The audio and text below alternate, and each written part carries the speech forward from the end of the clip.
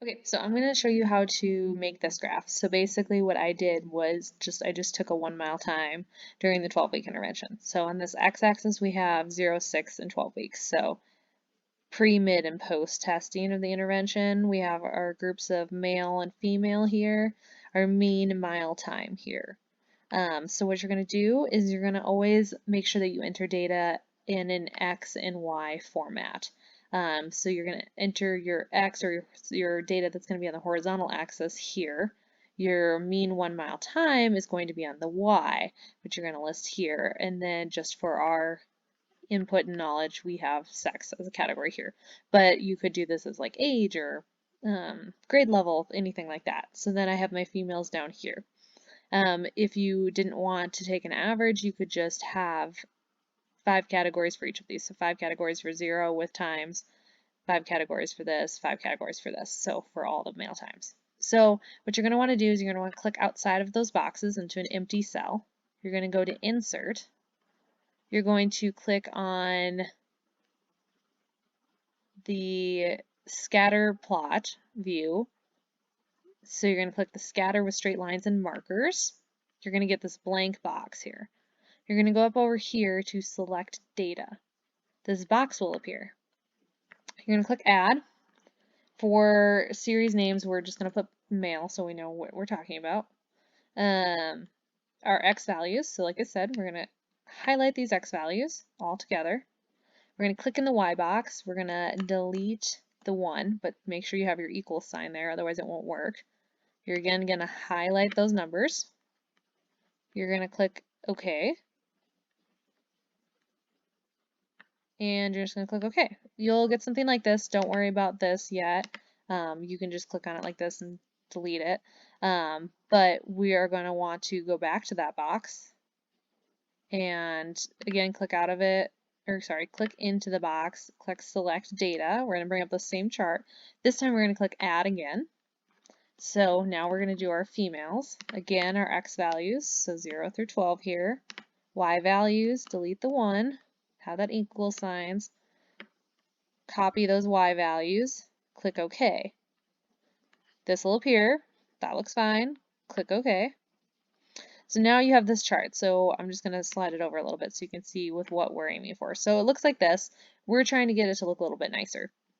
So the way we are doing this is with our scale. So as you can see, this goes from 0 to 10. Over here, I changed it from 4 to 10. So this is at your discretion. You could change it to 5 if you wanted to, whatever you want. So basically what you're going to do is you're going to put your cursor over those numbers and you're going to double click on the left, just like that. And this box is going to appear.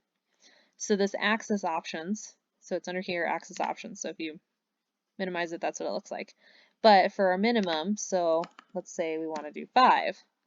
Once we click out of it, we'll click enter, and now it changes a little bit. We'll still keep 10 as our minimum. We could keep this at 0.5. For our units and how they increase, we could go to 1. We could go to 2. So any way that you think looks best. So I'm going to go back to 1. And I'm going to say that that's good enough for here. Okay? So then we're going to close out of that. Okay, so now we have a chart. Looks pretty good. Okay. Looks a little bit different than this one, but that's fine. But now we just need all these labels. So what you're going to do is you're going to make sure you're clicked on the chart. You're going to go up here, so we're under chart design, add chart element. So this is where you're going to put your axis titles. So you're going to click primary horizontal. So down here,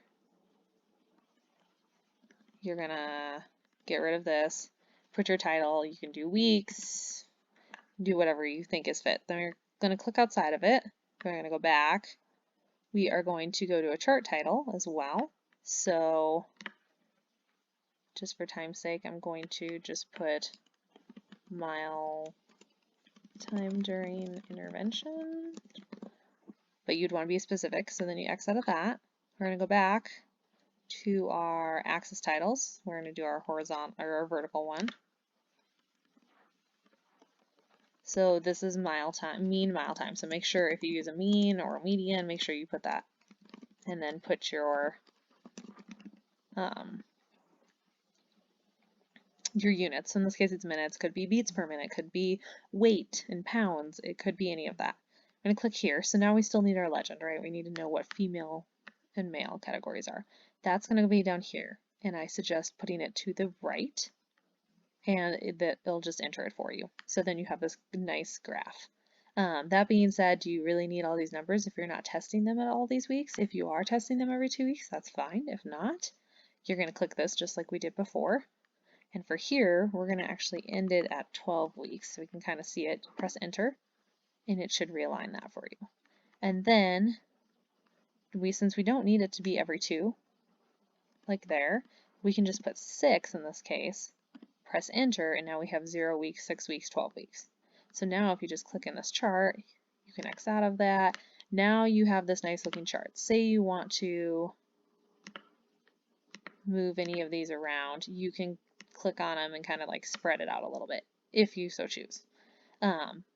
Then this is done, right? So a little bit different looking than this one. It's kind of up to you how you design them, but how you copy and paste it into Word is you'll click on this, right click, you'll select copy.